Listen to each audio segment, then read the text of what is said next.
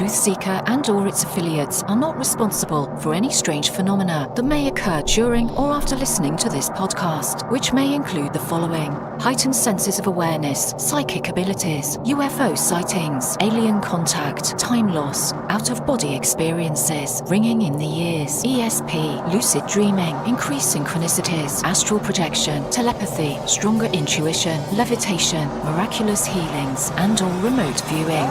Please be advised to listen at your own discretion.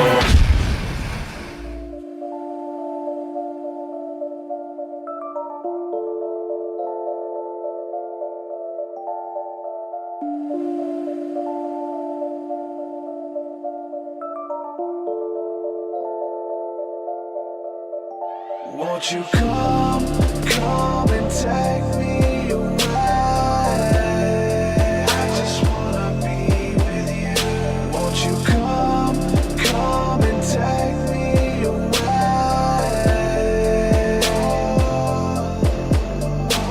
To a place to walk on troubled seas, faith to stand when I don't believe. I just wanna be with you. Won't you come and take me away? I just wanna be with you. Won't you come? You are now locked into the TruthSeekah podcast. Gargoyles! Psychics! Everything's ungodly! Dark's at it! Streaming live at TruthSeekah.com. She's not a Christian! Give it up, y'all. Your portal to the paranormal, esoteric, and all things spiritual. She's tampering in dark-sided stuff! And now, your host, TruthSeekah. Hey, what's up, ladies and gentlemen? I'm your host, TruthSeekah. This is the TruthSeekah podcast. I'm excited, delighted, as always, to bring you another episode where we cover all things spiritual, esoteric, supernatural, all that good stuff. We're going to go deep today. It's going to be good. This is a subject that's very near and dear to my heart that really opened me up to a lot of spiritual experiences, spiritual phenomena, and being able to see things that peer into our reality. For me, there's a huge difference with like meditation and things that go on in opening the third eye, being able to see things in the spirit. That's one level of spirituality or experiences. But there's another that I feel like I've been privy to over the years, to see things from the spirit world or other dimensions and other realities. Not us looking into that realm, but them popping into ours. And so I've had a lot of experiences, and one of the things we're going to talk about today is how to kind of facilitate those experiences as well. And my guest today has had a lot of those as well. So trust me, you're going to hear some amazing stories. And most of you listening to this podcast are truth seekers yourself. So buckle up, stay tuned, man. We're going to get results. Right? We need a spirituality and experience to get results and ask the bigger questions. If you don't ask the questions, you'll never get the answers. So that's what today's podcast is going to be focused on. And we're going to go all over the place. It's going to be good. UFOs, aliens, spaceships, angels, demons, whatever it is, we're going to get into it. I want to say a huge thank you to everybody who is supporting my work via Patreon. This is a listener supported, listener funded show. I could not do this without your help. Thank you from the bottom of my heart for believing in this work and partnering with me. You guys mean the world. If you'd like to support, go to patreon.com/TruthSeekah. There you get access to my entire discography of music. There's 200 plus songs. And for some of you who don't know, because there's a lot of people who listen to the podcast who don't know anything about the music, and there's people who love the music and they're just kind of getting into the podcast, but my music is focused around these topics. And so I'd have a lot of music talking about my UFO and alien experiences and astral travel and dreamscape, and all of this kind of stuff is all woven throughout my music. So there's a marriage with the music and with the podcast. So make sure you check it out. It's all there at the Patreon. Any level of giving, you get access to a bunch of really cool stuff. Also, if you see the link in the description, we are building a membership platform. It's really to kind of take the Patreon thing to the next level. There's some things that Patreon, you're not really able to do with Patreon as far as the functionality and where to find things and courses and chat rooms and all of that. And we're using several different platforms right now, but I'm trying to centralize that into a platform called the Mystic Circle. and it's going to feature my work, but not just me, a bunch of other people who are part of the community that I believe in, and they have something beautiful to offer. So you're going to get all my stuff. You're going to get all the new stuff that I'm working on, as well as a bunch of other creators. I'm talking to Jordan Maxwell right now about working on some stuff with him that is going to be members only, and a bunch of really cool stuff. So make sure you check it out, themysticcircle.net. One of the things too, just to go ahead and talk about it because of this episode, that's near and dear to my heart, is we do our retreats. We have these retreats that we've been doing quarterly, the Reset, Refresh, and Renew retreats. And part of those retreats I love is the stargazing, to go out and participate in the CE5 initiative. And that has been a very beautiful part of the events. And at the end of all the beautiful spiritual work that we do in the meditation and Kundalini yoga and all the cool stuff that we do on those retreats, at the end we head out to the field to do CE5 contact. And so one of the things that I'm hoping for, I'm believing for, and I'll put it out there for those of you who want to sow into this and believe in it, we are looking for a pair of night vision goggles, generation 3 military grade. They're about $3,000. And so I've done a GoFundMe, but I haven't really promoted it. I think the link is in the description, no matter where you're listening to this at. So if you want to give to that will take them to the next level. And we're going to hear some stories and some experiences with the night vision goggles. And so if anybody has any connections, an old pair around that you want to sell for cheap, message me, send me an email, and we will try to work something out with you. But without further ado, we're going to go ahead and jump into today's discussion. Today's guest is my friend Bob Oliver. Bob, welcome to the TruthSeekah podcast, man. How are you? I'm fine. Thank you. Good to be here. I've had an opportunity to look at some of your past video interviews, and I want to compliment you. I find your technique to be the best. Thank you. Thank you.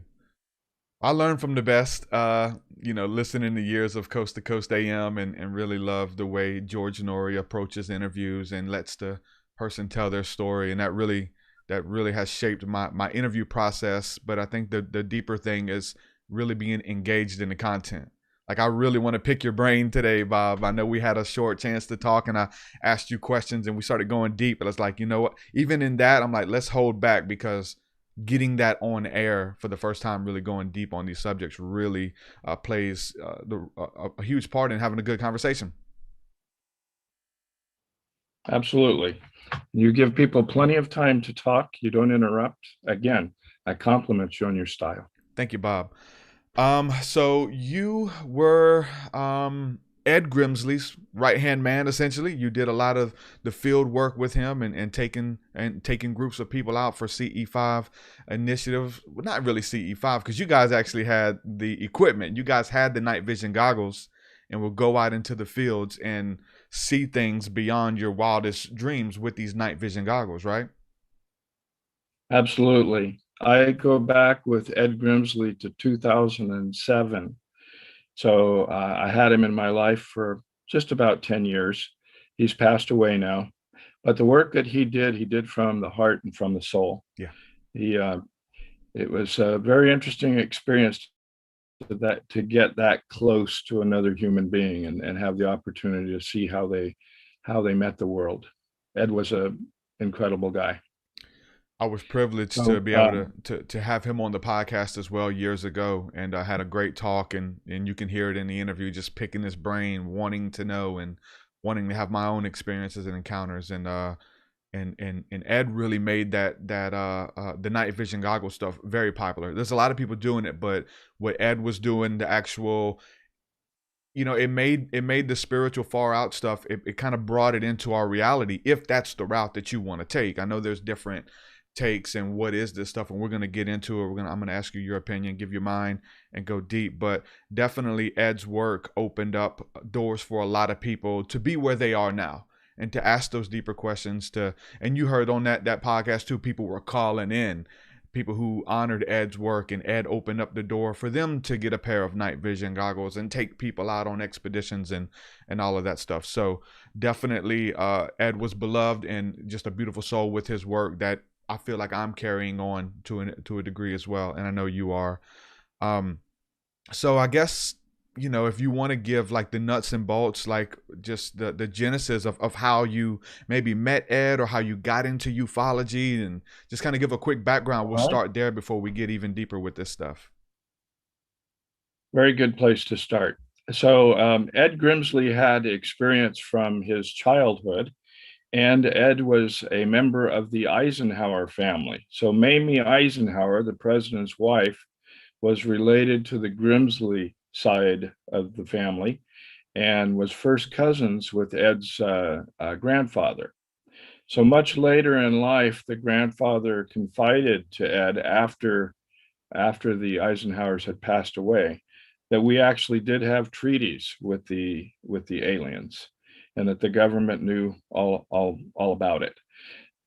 So backing back to Ed's childhood, he had, I guess, three main opportunities to know that there was more going on than we know as individuals. So he saw two flying discs with his father when he was probably around 14 or so, and makes an interesting story. But obviously, then he knew that there was more going on that we weren't being told about.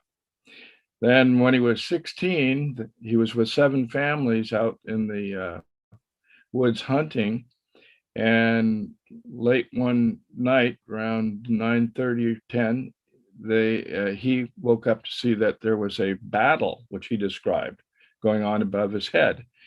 So he woke up everybody, so they all saw it, seven families of people.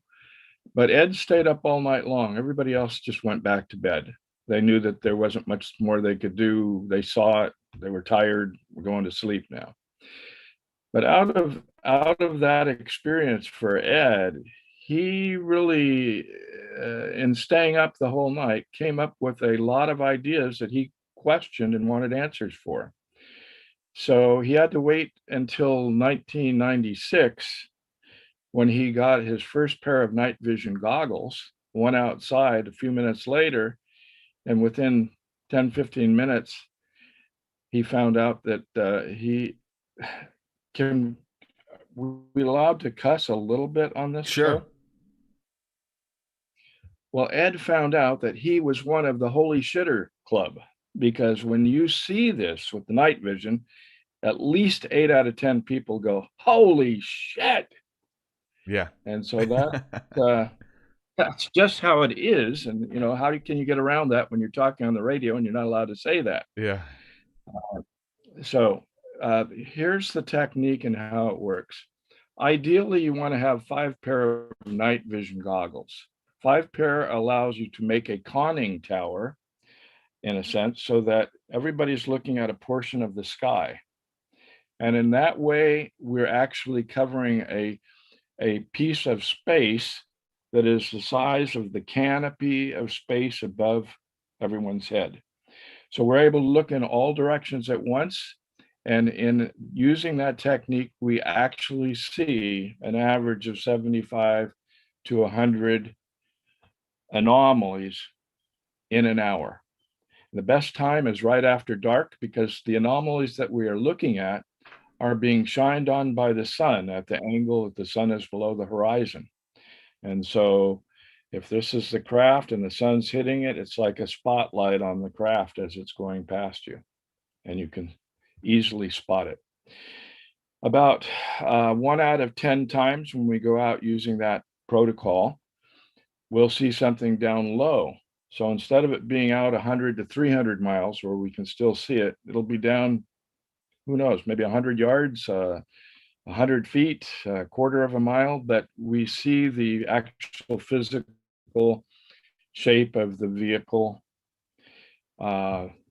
These craft don't normally make noise.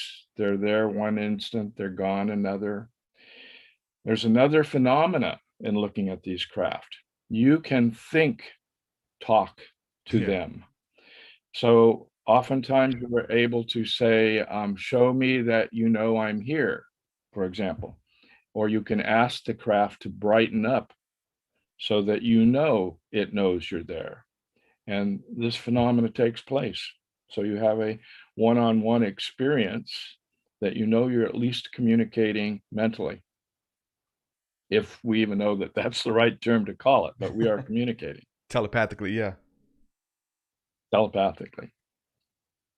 A So quick that question here while we're talking about it. Someone wants to know what is the model or brand of night vision goggles, because that's pretty specific as well. You said you can see more with a certain model, right? right. So the model that Ed first found was a military grade called a PVS7, third generation. And when you're shopping for these, if you're shopping with somebody who knows what they're doing, there are different sort goggles. So you want to sort one goggle, which means that the tolerances of the electronic pieces in the goggles are of a higher quality. So when they assemble these, sometimes they come out of the assembly better than another pair of goggles. So the first thing to do is find somebody who's got 10 pair of goggles that are for sale and have him check that out. He's going to look through it and see what kind of imaging it has. And he's going to say, yeah, this is a sort one. It's $200 more. And you get the best pair of goggles that way.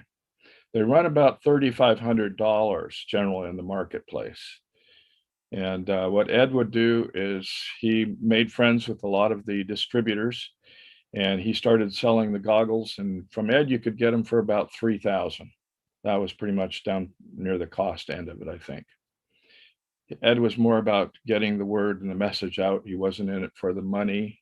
Anybody who does this finds out that they lose a lot of money trying to do this. It's an expensive hobby. Very much time, right? You know, it's a good hobby, but it's not a moneymaker. Yeah. Yeah. And let's go back to what you just said about, you know, when we're stargazing, we're trying to focus almost out of the atmosphere, beyond the Earth's atmosphere. You can see what may look like little pieces of rice, maybe moving, and then they stop, and then they turn around, and then they do all types of aerial maneuvers. But you said as you're focusing way out there, something, which I've had this experience as well, as I'm focusing out, something right above the tree lines move. And what they look like, Bob, I've seen things that look like stingrays flying that you can see through. And I've seen videos where people have captured a lot of this on video, these clear stingrays that are flying through the sky, and look things that look like balloons or orbs that you can see through. As you're focusing way out, then boom, there's one right above your head. There's a lot of anomalies, as you say, that go on when you're kind of engaging and training your eyes to kind of see out there. What are some of the things that you've seen as you're focusing out, and then some of these things are right above the tree line like you talk about? Well, first, I say we all have a varied number of experiences, and they're all different. Yeah. So that's one that I have not had. I have not seen necessarily what you've seen. Mm-hmm. And I use the analogy of tide pool watching. So if you go to the beach and you look in a tide pool, somebody's going to say, what are we doing? This is a waste of time. And someone else says, oh, no, there's living stuff in there. And someone else says, you're crazy. And someone else says, well, no, I see a bluefish. And someone else says, you're crazy. That's not a bluefish. You must be colorblind. That's a greenfish.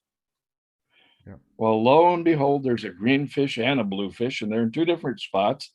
And one person sees one and another sees the other. And that's why when we go to court, we're kind of screwed when we go to court, aren't we? Because eyewitness testimony is the worst.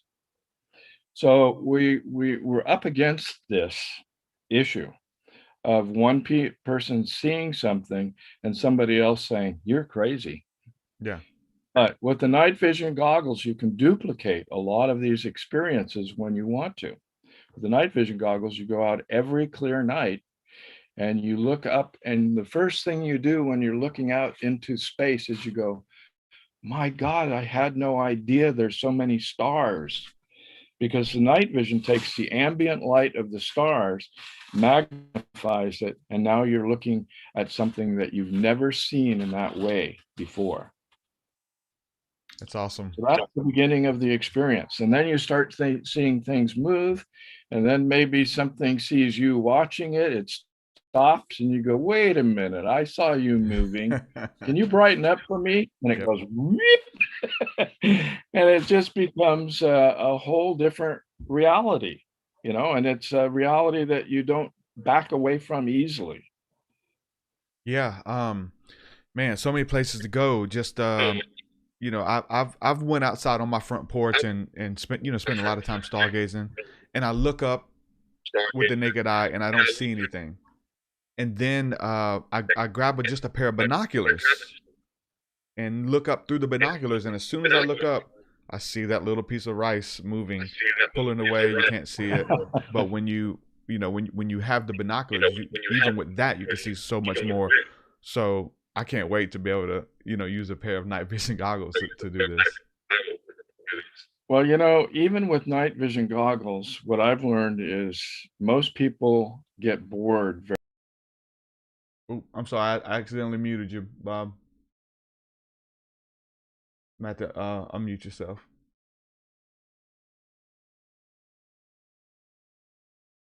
easy. Okay. So I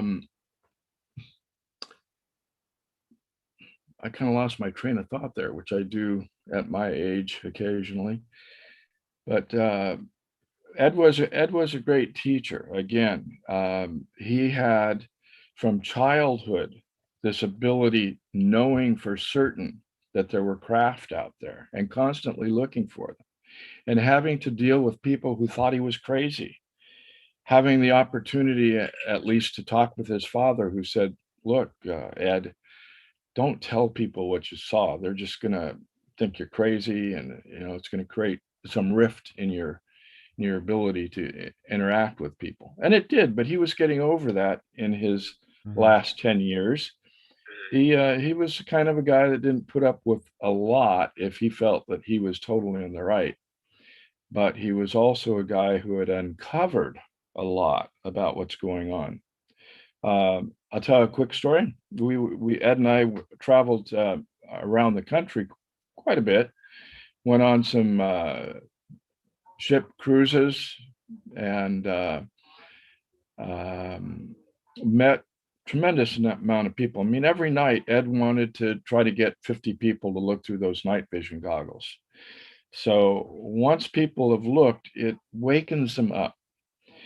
And we went to Roswell, was one of the places that we went, and interesting experiences wherever we go. I would always ask the guys in the car if we could pull over about every couple hours, and I'd go outside with the night vision and look up, and sure enough, I'd find craft. So what this led me to discover, I spoke with one person who I can't even remember who it was, who estimated that there's 20 million craft coming and going from the planet at any given time.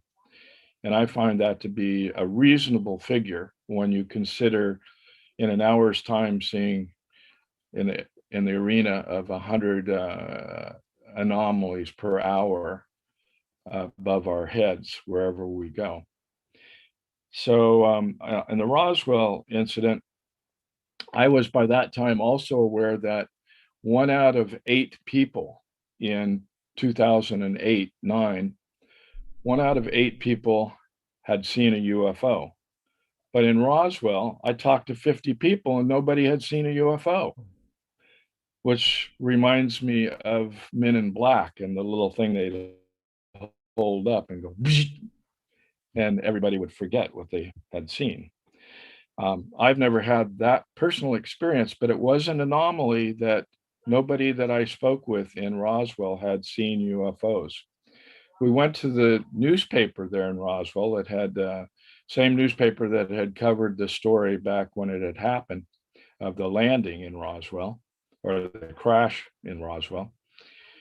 And the 2 people that were running the newspaper that we spoke with One of them lived about 80 miles out of the area and traveled to work daily, and the other one was the editor. And both of them had seen what we see when we look into the night sky and say, yes, we've seen a Yeah. UFO.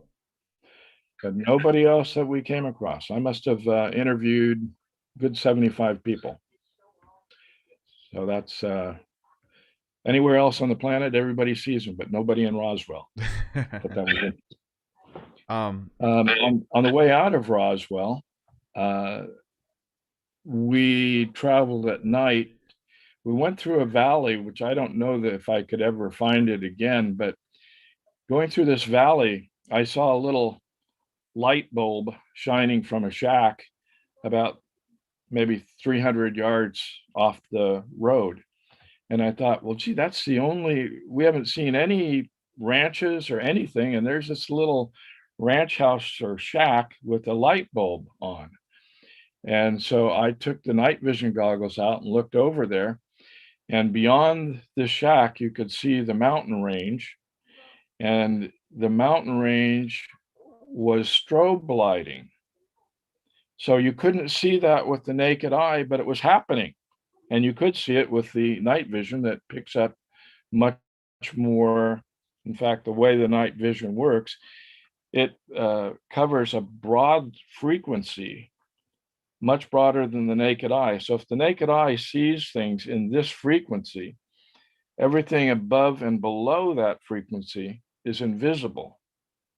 And so being that it's invisible, you can't see it unless you have the night vision goggles.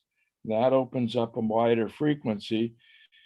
When you're seeing something, you're seeing the reflection of the light in a different frequency that's then brought down into the frequency that you can see. And now you have imagery of what you saw in this frequency, which you didn't see in that frequency. Now you can see it. Yeah, I mean, and so that experience, that experience simply from seeing a light bulb out in the middle of nowhere and questioning it reminds me of what I often say, and that is question everything. yeah. Bob, we're getting a little bit of interference when I talk. Can you turn me down on your speakers as low as you can, but still be able to hear me? And hopefully that'll cut it out a little bit. But no, I mean, being able to see all of that stuff with the night vision goggles, I'm intrigued because I've seen so much without them. I've seen so much with just the naked eye. So being able to use night vision goggles and go out, I can't wait to be able to use some. It's amazing. You want to have, like I said, you want to have 4 or 5 people minimum with you, and that makes the experience really good. But with one pair, if you can imagine, you're looking at kind of a cone going up into the sky. So this is what you're viewing, and you're essentially looking at 1/5 of the sky. So the other 4/5 of the sky, if stuff is moving around there, you're not going to see it. But with 5 pair, what we do, we use a little laser light. And if we're looking and we see something coming from our direction, I see one, then we take the laser light, shine up, and then the next pair of goggles can follow the laser beam right up to the craft. So we have 5 pair of eyes on the same thing within a second. Yeah.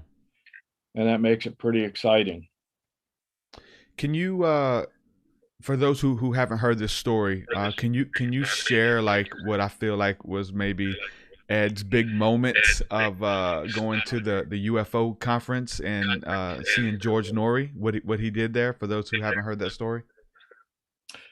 Yeah, well, George Norrie and I met Ed up in Santa Clara at one of the UFO conferences.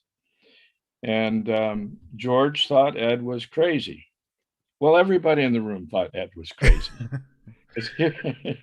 And here's what that moment looked like. Ed stands up and says, I can show you UFOs every clear night with these night vision goggles. You can see them. And everybody in the room goes, wow, that's amazing. And then it got quiet, and you heard people say, I think that guy's crazy. I mean, even within a group of your peers, you experience this. Ed and I went to a MUFON conference in which George Knapp was heading the MUFON meeting, and I stood up and I said to the panel that he was heading, I said, now that you know that you can see UFOs every night with night vision goggles, how is that going to change your reporting practices on all of these sightings you're getting? And this was, over a year and a half that we were into getting the word out. And George Knapp goes, wait a minute. What are you saying? Are you saying you can see UFOs with night vision goggles? And Jaime Maussan stands up and says, well, George, we see them with the naked eye every day in Mexico. And so it takes you kind of back to what I was saying about tide pool watching. We need to be all on the same page. And the first page to be on is that we're not crazy. We're just trying to get the word out. And when he did that, did George Norrie actually, he went up to the rooftop and was able to see some, right? All right. You were asking about George Norrie. So, well, this gets into a little bit longer story to get to George Norrie, because how do we get George Norrie to actually go and look is the question. And so I started calling into the, oh boy, how much time do we have? We got as much as we need. Okay, then we got to back up, because when Ed came to Monterey, here's the experience that I had. We're dealing in about a year and a half period to get to George Norrie. So George Norrie was at the meeting that I was at, where Ed stood up and said, you can see UFOs with night vision goggles. And everybody in the room thought he was crazy. So I'm sure that goes to George Norrie also. But about 3 months later, I contacted Ed. Ed came to Monterey, and within 15 minutes, I was one of the holy shitters. Go outside and you look up into the night sky, and it's like this. I go, wow, you can see all those stars. This is amazing, Ed. And then I kind of drift down and I'm looking at a tree about 100 yards away, and I go, Ed, you can see a moth in that tree. And Ed goes, Bob, you're supposed to be looking for UFOs. Oh, right. Okay. So now I'm looking up at the sky and I go, Ed, I think I saw one. And Ed goes, no, Bob, that was a duck. Oh, okay.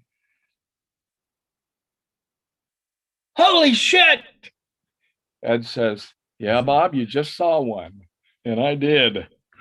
So the first craft that I saw was down low, where you could make out the physical shape of it. And we call it a delta.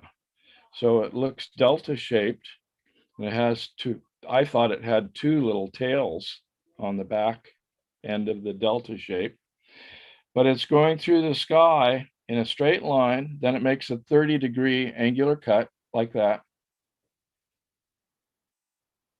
And when I say a 30-degree angular cut, I mean like that. So it's not snaking around like a plane that's going real fast. It's doing a physics that we've never heard of, because it's not taught in the schools that we go to. And I saw, I think it was 4 formations of 2. So they're coming across the sky like this, and then a formation of 4 in perfect formation, but all doing the exact same maneuver at the exact same time.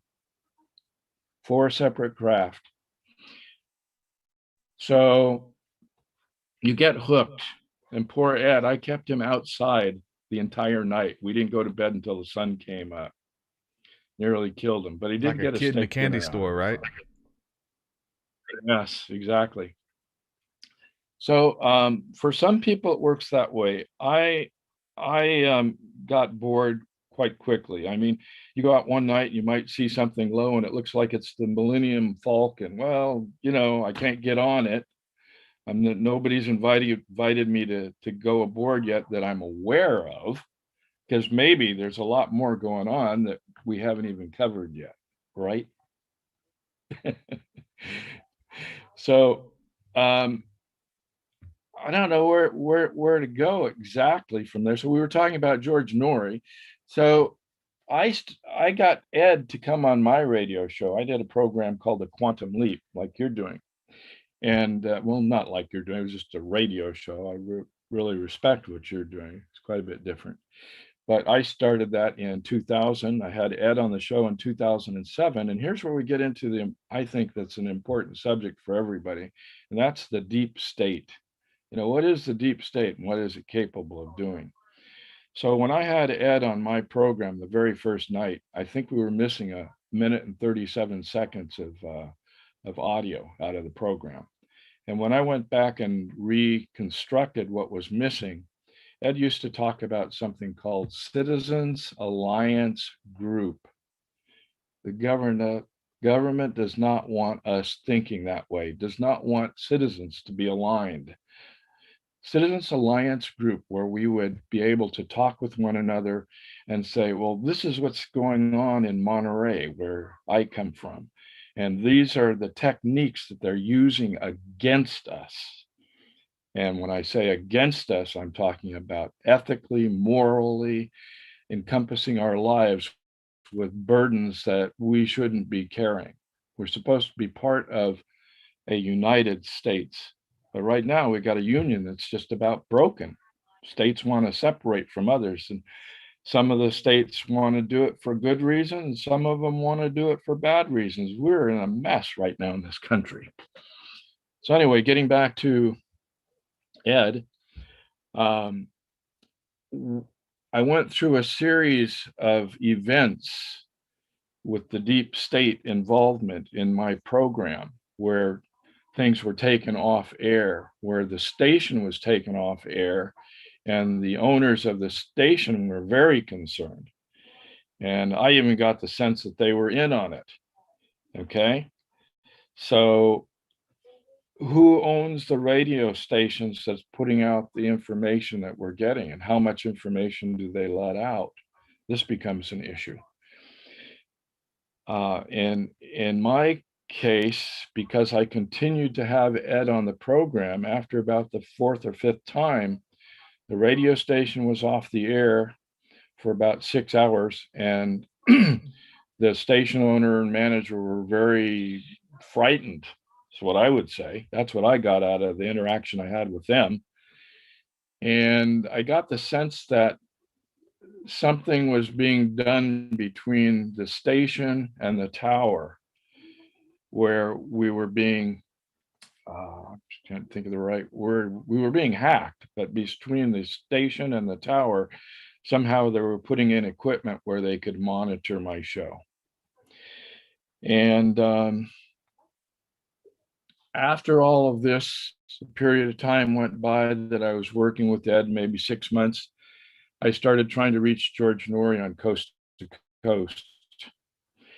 And I got through the first time. I told George, I said, you remember me? I'm the guy that was doing the radio show, The Quantum Leap. He says, oh, yeah, Bob, I remember talking to you at the meeting. I said, well, you remember that guy that stood up and said you can see UFOs with night vision goggles? Oh, yeah. Yeah, he was saying he could see battles in the sky. I said, well, it's all true. I said, I got him to come down to Monterey, and within 15 minutes, I saw craft that looked like they were about a half a mile away in the sky. And it's all true.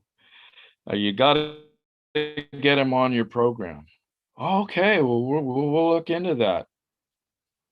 So another 3 or 4 months goes by, and Ed hasn't been contacted by Coast to Coast, and I called up again, and this time I got through real easily, but I was put on hold, and then I got disconnected. And this happened 4 times. And the fourth time I said to the interviewer, I said, look, I've been disconnected 4 times and I got some very important information. I think I'm being disconnected by the government. And so he says, I'll get you right on.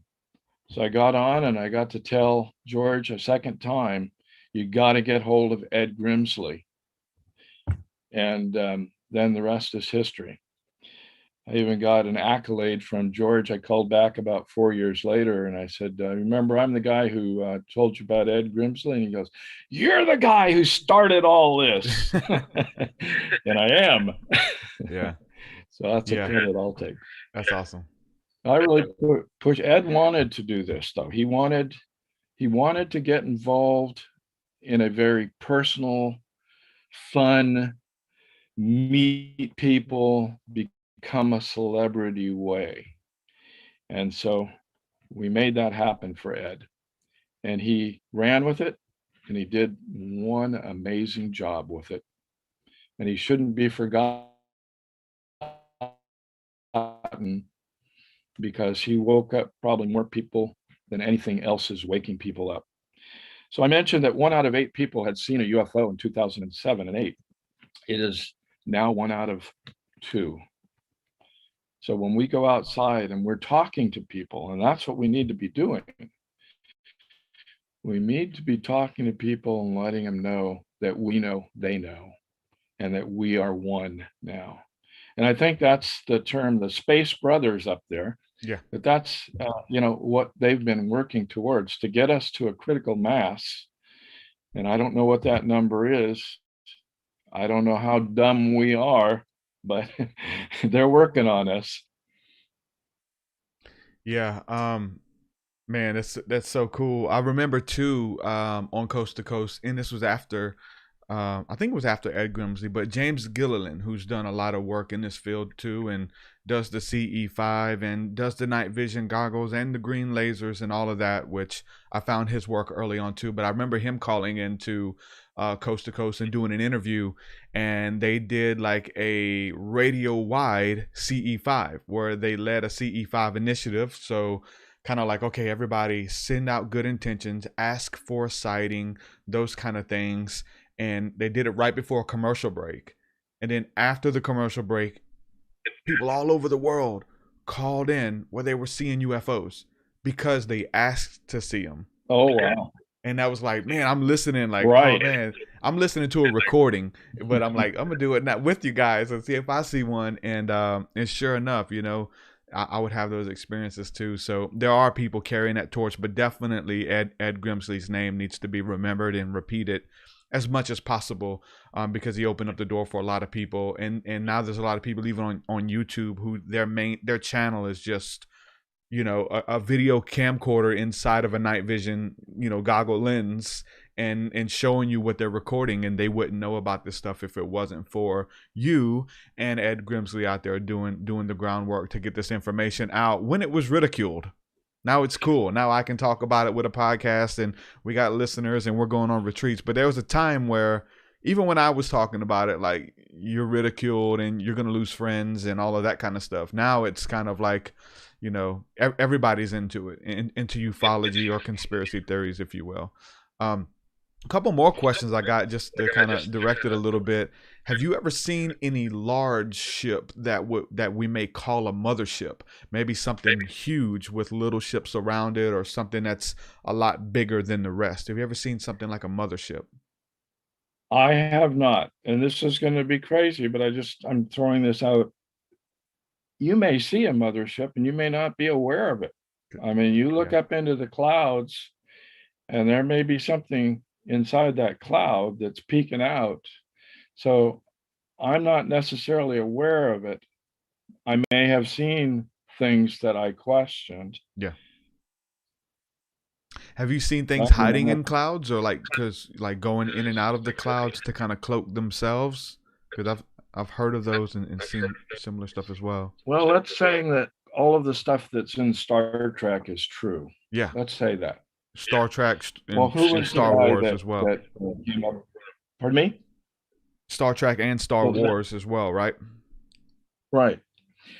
Because literally we have seen craft. We've seen examples of lasers. We've seen the stuff that I'm 74, so we've seen the stuff that I grew up with on as science fiction, science reality. Yeah. I like to say the only thing about science fiction is that the names have been changed to protect the guilty, 100%. ones who are keeping all of this technology from us. Okay. Let's go into So, this a little bit getting- too, because you mentioned this, and this maybe throws a wrench into the narrative. Wars. Do you see them shooting at each other? Are these Right. alien races? Is this us protecting our Earth and atmosphere against invading forces? What's going on? What do you believe is going on with this war that's happening above our heads? As much thought as I've given it, I certainly don't know. There are things that I can tell you that I know, for example, and I hope we'll go back to this, but I'm going to give you an example of something that I know. Have you seen chemtrails? Do you believe in chemtrails? Yes. Okay. So the interesting thing about chemtrails, when you consider that some people believe in them and some people believe you're crazy if you believe in them. So one day I was camped out in, I back up. About 7 years ago, I saw a black line in the sky. Okay, so a black streak going from one horizon to the other horizon. And I'm going, well, that is the weirdest thing I've ever seen. I mean, you got the air, you got this black streak covering that much territory. How come it's in a straight line? Why isn't it blown around by the wind? That is just simply weird. Question everything first, right? So no answer. Well, there were clouds up that day. Did the clouds make some kind of a shadow? How could the clouds creating a shadow make it be a straight line? Well, that doesn't really fit. You put it in a box and you go, I want an answer. I'm going to put this in the box of questions where I don't have an answer yet. I'll come back to it when I have the answer. I went on the YouTube looking for videos of a black line in the sky. There were none that I could find. There was actually one up, but I didn't find it. There's one up from around 2012. So about 2 years ago, about 4 years ago now, I was laying outside and saw, is our connection still working? Something we're came good. up on the screen. We're good. Can you hear me? Okay. So it was about 4 years ago now. I was laying outside at the Monterey Sports Center looking up into the sky, and I saw what I believed was a chemtrail being laid over Monterey. A craft was laying a section of chemtrail. It wasn't a big, long, wide section. It was just a short section like this for whatever reason. I don't know, but I thought that could be a chemtrail. So it was that big. And then the craft continued around, came back, and started laying a second trail. So now we're going to have two trails side by side. So I'm going, that's definitely a chemtrail. That craft is just laying something up there right there. It was very small. I couldn't make out, really the structure of this craft. Notice I'm calling it a craft because when it finished the second trail, it left a black streak in the sky that was instantaneous. So instantaneously, a black streak in the sky having something to do directly with that craft. I didn't see it disappear. I had taken my eye off of it for an instant. And when I looked back, in an instant's time, the black streak was all the way across the sky. The craft was nowhere to be seen. I'm suggesting to you that I understand speeds enough to say, did that warp out of here? did that go faster than 100,000 miles per hour? Because as I mentioned earlier about the craft that we call the Delta, that craft in going across the sky, I computed what I believe the speed of that was, and that was approximately 40,000 miles per hour making angular cuts. This thing was more instantaneous.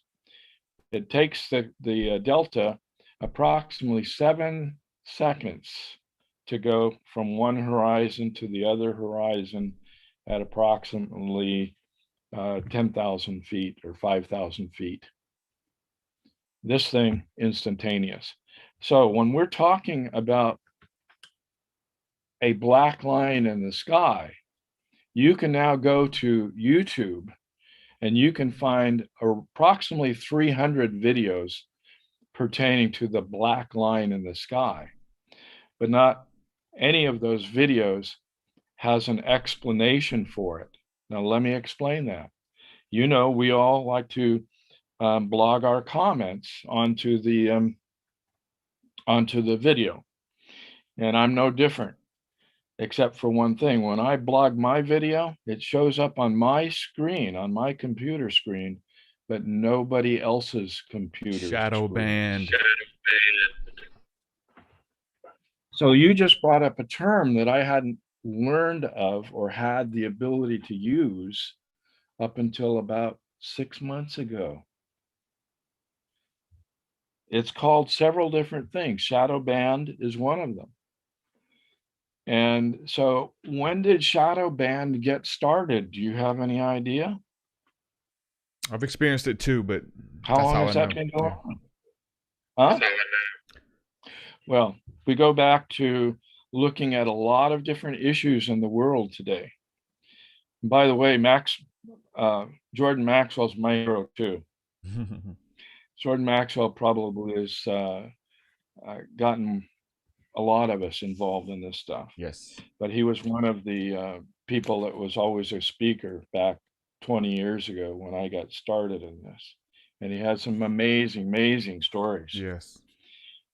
And I suspect they're all true. I have never found anything, Jordan Maxwell, what's the guy who solved the Roswell crafts? Can't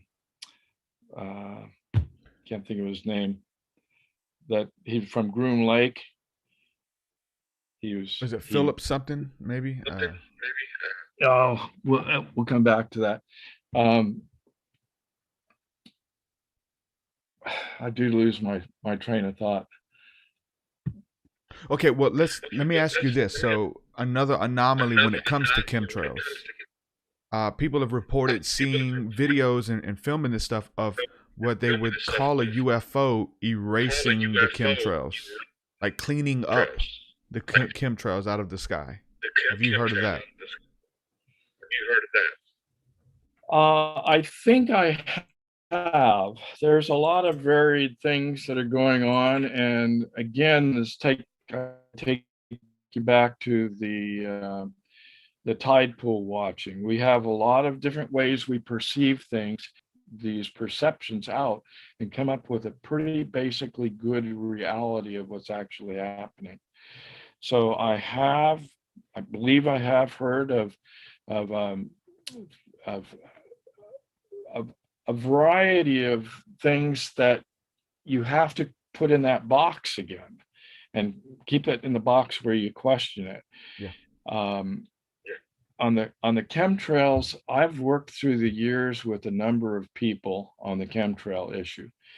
And most recently, there are some good books out that define the chemtrails in terms of paperwork that they can come up with to support what I've already told you I've seen. Isn't the airplane laying these chemtrails, yet in the past we always thought well, these are airplanes. These are somebody's chemtrails, paperwork of um, maybe some of these craft being designed, the design features of the chemtrail spraying equipment, patents that pertain to what's being done with these chemtrails, etc. But it's so vast and there's so much of it to uncover. And then the trick is, well, how do you get it out to the public? I mean, my radio show, I who knows? I don't know. Maybe I had 300 to 500 people, maybe up to 2,000 people that were listening to it. You get a few of your shows on YouTube, and you see how many people come to YouTube and look at it. We're not reaching a large enough number of people, which could even take you back to the concept of the movie They Live. Even in that movie of They Live with Rowdy Ron Piper, where if you had special glasses, you could see the aliens. Well, isn't that just about what we're saying with the night vision goggles? In that movie, they said, we're not reaching enough people. We're not getting the word out. How do we get the word out? Well, I believe that the way we're getting the word out right now, here's what I want to make sure that you understand. I wanted to get that information out on the chemtrails. I've seen the craft. The craft is gone instantaneously. That's not an airplane. That's not technology we know about. That's the technology that they have to use.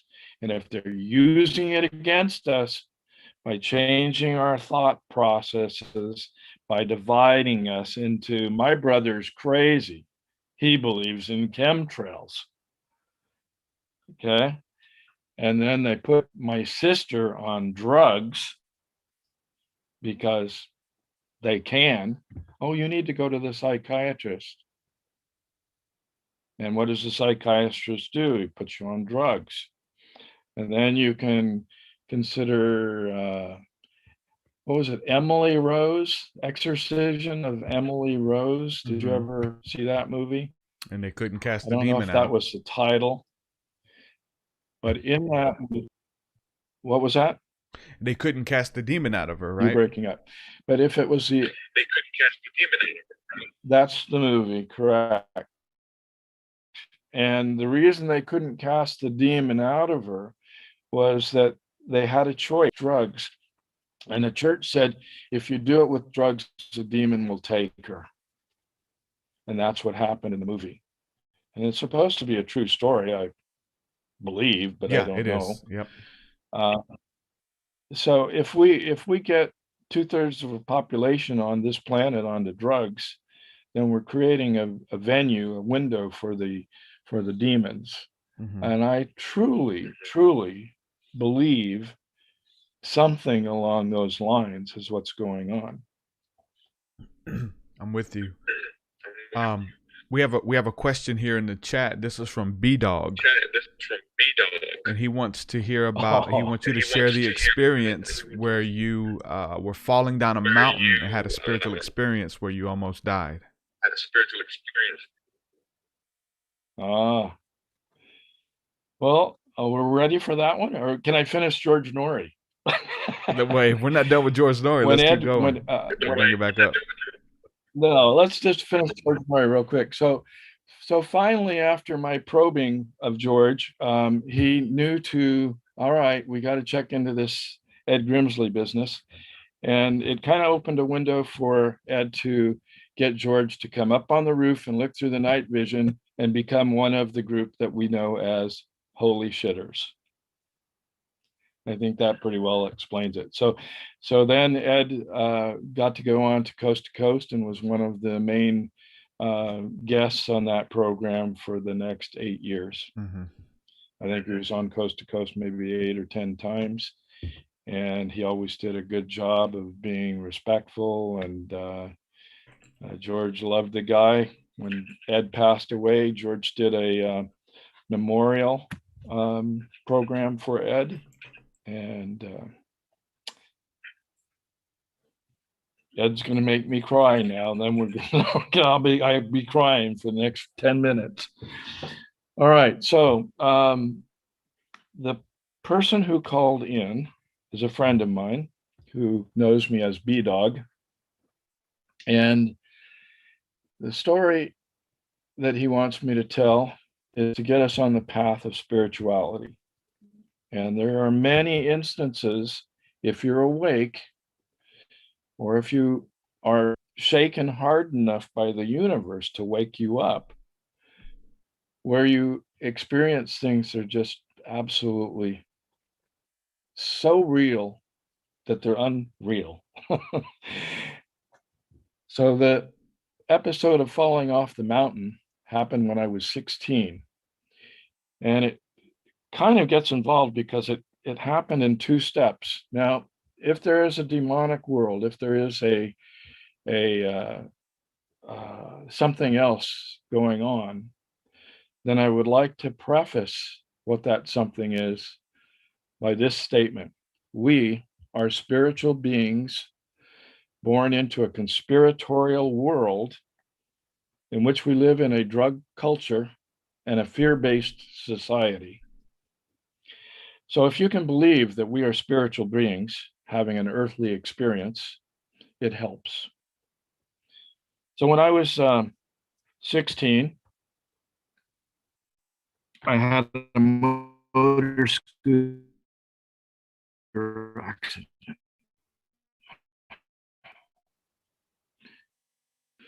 And the way this all occurred was at 16, we were going to go on motor scooter rides down to Big Sur, about 40 miles away, and camp out. Now, the year before that, at 15, all my friends talked their parents into letting them go down to Big Sur on their own. And my parents said, nope, you're not mature enough. We're not letting you go down there. And I didn't get to go. But my friends, while I were down there at the gorge in Big Sur, and the gorge is very steep, sides of the mountain by the river, my friends found a hiker who had fallen there, crushed his head on the rocks, and by the time they got him out of there with the rangers, that individual passed away. The following year was the year that we were going down on our motor scooters, and there were just myself and a fellow named Don Bossry, best friend. And each time we would start out on our scooters, something would break down. First his would break down, then mine, then his, and mine. So we never got out of Monterey for the first 5 tries. And Don said, Bob, this is a bad omen. We're not meant to go. I don't want to go anymore. And I looked at Don, who was a little bit smaller than me, and I said, we're going, Don. That's nuts. You're nuts. These are mechanical things. I can fix them. I'm good. I know what I'm doing, and we're going. So I would fix the thing and we'd get started and something else would break. But finally, the last thing that broke was on my scooter. It was the ignition coil finally went out completely. So all the little problems I'd had, now the ignition coil failed completely. I could replace the coil. No more problems on my scooter. I was happy. We get down to Big Sur, and the first campground we go to, it's full. Don says, it's a bad omen. Let's get the heck out of here. I said, no, let's just go try a different campground. So we try all these campgrounds and they're all full. And I said, well, we could camp by the river. So then we're looking for a spot by the river, and nothing looked good to Don. And he says, I want to go home. I want to go home. And I said, no, let's go back to that first campsite, because I saw back to the campsite and they had one spot that was being used as a dump of all their garbage. And I said, if I move all your garbage and set up that campsite, will you let us have it? They agreed. So we stayed. The next day, we started out, we were going to go fishing up in the gorge. Don went with another man. We get into the gorge area and they got ahead of me. And by the time I caught up to them, Don was on the other side of a big pool of water, and it was very sheer cliffs there, and I didn't know how he got there. So I yelled to him, and he pointed over to the on the down looking from the downs looking downstream. He pointed over to the right side of the cliff, and he was trying to say something, and I didn't quite get it. And I said, "No, how did you get above me? How did you get through past that pond?" So now he points to this giant boulder, and it's on the right hand side of the cliff. So I go, okay. So I go up to the boulder, and I'm trying to get over the top of the boulder and down to where he is. And I'm thinking, if he could do it, I could do it. And I got up on top of the boulder, and I go, man, this is nuts. I'm going to get killed trying to climb this thing. Well, on top of the boulder, there was a little bit of a path up against the edge of the side of the walls here. And I started up this pathway, and I got up to where I was about 25, 30 feet high. And I thought, this is really crazy. This isn't going to help me out. I thought it was going to double back and come down on the other side of the boulder, but it wasn't. I started back down, and the cliff little edges that I had just gone up gave way. So now there was a spot that I couldn't get beyond. I couldn't get back down. And I had to make the decision to try to go up and over the top of the mountain. Well, this was another bad decision. So I got about 2/3 up, and I looked down, and I go, oh my God, I am really in trouble now. I think I'm going to sit here and pray for a bit. So I prayed, let God know that I was in trouble. And then I looked up, and I looked down. I said, I got to keep going up, because I don't think I can get back down. Coming up was easy. Looking back down, that was tough. So I start going up to the top of this mountain. And when I get up to the top, I realize that it's curved over right here, and I can't get from here to there to get over the top. And now I'm stuck, and I got to go back down. So I sat there and I prayed for about an hour. And you've heard the atheist and the foxhole prayer. Well, it's kind of like that. And I prayed and I prayed, and then I prayed some more. And then I started down the mountain. And as I started, I got in a landslide. I lost my creel and my fishing gear on the side of the mountain, and I grabbed on. And finally, I came to a stop. No intervention other than prayer, and I'm safe. And I have to give the credit to where the credit is due, because I'm in no better shape than I was, except that I'm still alive. So I prayed more. I prayed. And I told God, and I've told Jesus many times, I don't think I can do this. In fact, I'm at the point where I do not believe I can do this on my own. I need help. Mm-hmm. Then I started out again. And this time I got caught in the same landslide, but I was picking up momentum, and it wasn't going to stop. And that's when I yelled out, Jesus, save me. And in those words, time stopped. Everything became slow motion and a stop frame. And I was a part of something I had never been a part of before, because I was thinking, but everything around me was like a beautiful, wonderful moment in a day. It's like you could see the bird in the sky in still motion. And then a voice popped in. And the voice said, Bob, what are you doing here? We weren't expecting you. So I tell you, prayer works, first of all. In the next period of time, I got to talk to some being, something that I did not see, but we had a communication. And the communication was, well, I'm falling off of this mountain. And Can you help me? Can you help me? yeah, well, it's just more like I'm falling out of this mountain, and this is pretty interesting. I don't understand any of it. I didn't say that, but I'm falling off this mountain. And out of that, I got, well, you can either come with us or you can stay. And I'm thinking, if I stay, I think I'm going to get crashed on the rocks below, and I'm not going to be in very good condition for staying. If I go, then I don't get to stay. Do I want to go or do I want to stay? So the conversation included back and forth conversation. You have the right. Now this is what I was told. This is in 1962. You have the right to a life review.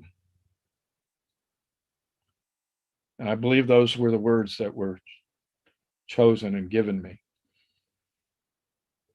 I didn't know what a life review was, so I just kind of played along with this.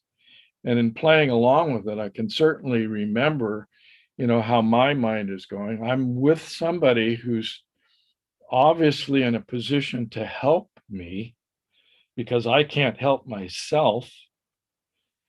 I'm a manipulative human being in the sense that I'm analyzing this and I'm trying to figure out, well, how do I make this to my advantage?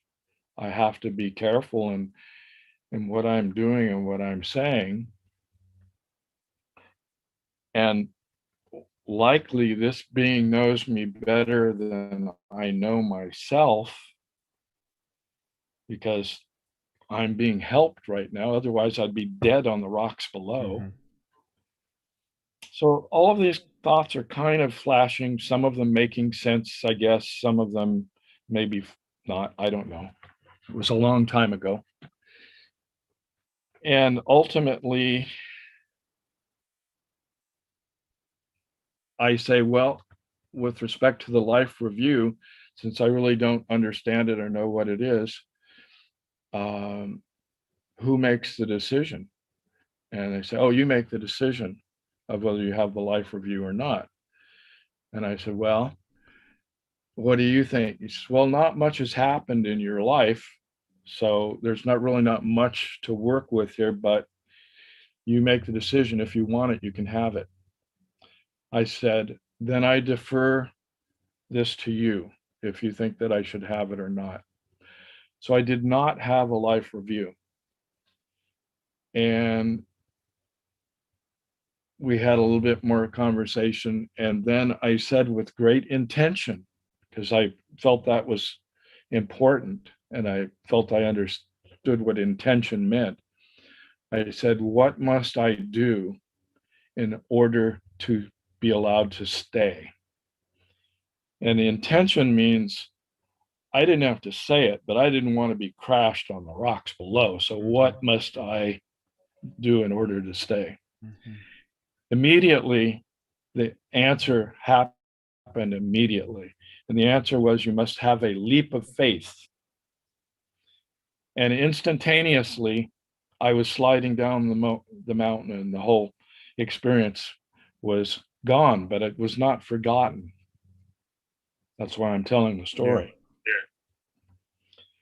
And so that whole experience was as real as anything that we experience on this planet today is real. That was that real for me, except it was in a stop motion frame with a voice talking to me. So now I'm sliding down the mountain and I'm on my belly and I'm sliding and I look off to my left and I see a cliff that I'm going to come to with a lot of rubble around it. And I see a tree with a limb sticking out. And I literally jumped into space with that shoulder. And I didn't tell you how I got that shoulder, but uh, February 28th, my father's birthday. And on my father's birthday, the story goes, my mother broke her nose, my grandmother lost an eye, my sister broke her arm, and I did this on the motor scooter on my father's birthday. Mm.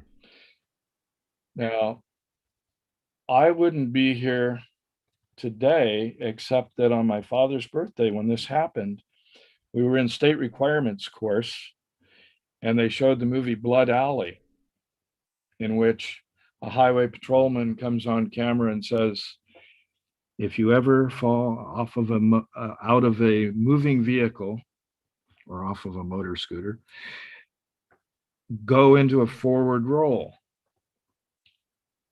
So here I am on my motor scooter with my father's presence down between my legs. I'm in a corner and I look up and there's a squirrel on a pine tree with a pine cone in its mouth. And the squirrel is looking right at me and chucks the pine cone, and it's going to come right under the front wheel of my motor scooter. And I see this all unfolding, and I all day long since state requirements class at 8:15 in the morning, I can't get out of my mind, if you ever fall out of a moving vehicle, go into a forward roll. So that's been in my psyche, in my mind all day long. And again, it's like, it's a small world, isn't it? That'll be in your psyche for the rest of the week. So I go into a forward roll, I bail off the motor scooter, and I see a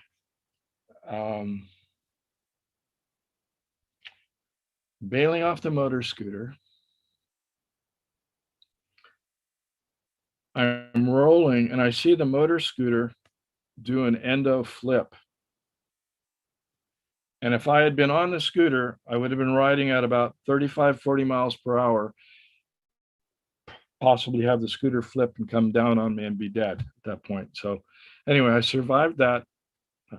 I'm falling down the mountain. I see a limb. I reach out. I grab the limb with this shoulder. It sounds like a chicken bone going. I'll always remember that sound of my shoulder, but I only weighed 130 pounds instead of 200. So that was helpful. And I'm here. So you can see I was saved at that point. But now here's the kicker. I'm now sitting on the side of the ledge, still no way of getting down. I pray more. And I'm praying, what do I do now? Should I go to the right or should I go to the left? And I'm looking over the side of the mountain. And after about 20 minutes of prayer, I get an answer, go to the right. Over to the right is a tree and a bush. So I make my way over to the right, and what do I find? Derek? I don't know. The fishing pole? I don't know. I find a coiled mountain climber's rope behind the bush. I tie it around my waist. I put it around the tree and I lower myself down a couple times until I get out of the whole mess. Wow.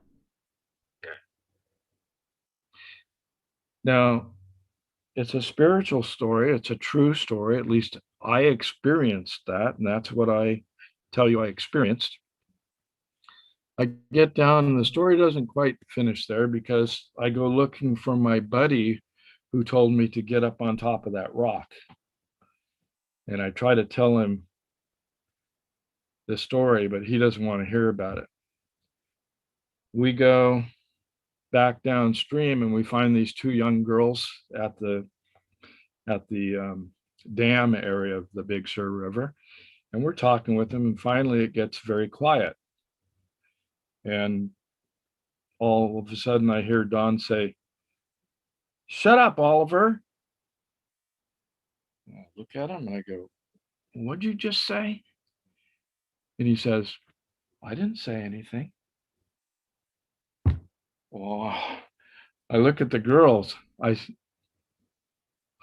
look at him. I said, "Don, you just told me to shut up. I wasn't even talking. You told me to shut up." And he goes, "Bob, I don't know what you're talking about. I didn't say anything." So I look at the girls. I said, "Girls, can you help me out here? What just happened?" They say, "Well, he told you to shut up. You asked him what he said, and he says he didn't say anything." I said, "Dawn, do you see that? And you almost got me killed up on the mountain today, too." He had no recollection of saying to shut up. He had no recollection of telling me to climb up on the mountain. Wow. Life is a lot stranger. Yeah. Truth is stranger than fiction. TruthSeekah. Yes, sir. I'm going to share this with you.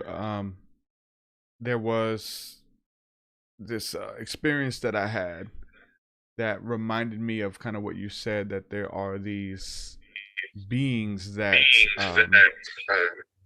have the ability to stop time. They are, or maybe even that's their main job, is to control time and to make sure the seasons come in, but they're able to stop time and communicate and move things around and shift and shape destinies. I think we would call them angels. And I've seen them spiritually. They look like, and this is what weird people out, they look like what Aleister Crowley drew as Lamb.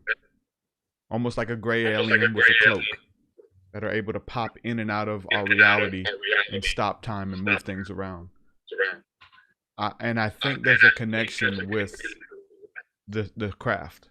Do you think there's a connection with this experience you had with the UFOs and those things? Well, I think you're right. I can't explain it. I think we're on the right path of understanding. We have to figure out what are the rest of the questions we need to keep questioning. We've been sold a false narrative of what reality and society is, how things work, and we're uncovering a lot of chinks in that story, a lot of holes in that story or that narrative. Agreed. I've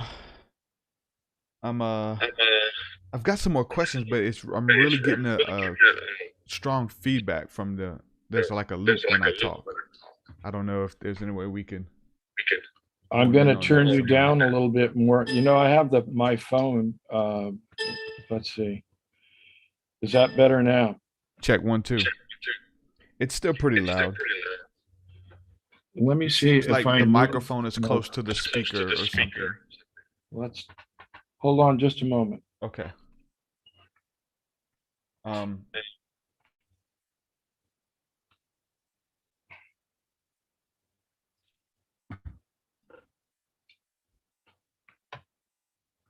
Okay, how about now? It's still picking up a little bit. How's that? It's a little bit better, but it's still picking up. But yeah, it's a little bit better. So for you, what does ufology do for you spiritually? Right? For me, it opened up so many doors. I mean, creatively, of God and the angels, that, you know, at least that's my narrative. But for you, what did it do for you spiritually, and like having this awakening that this was real?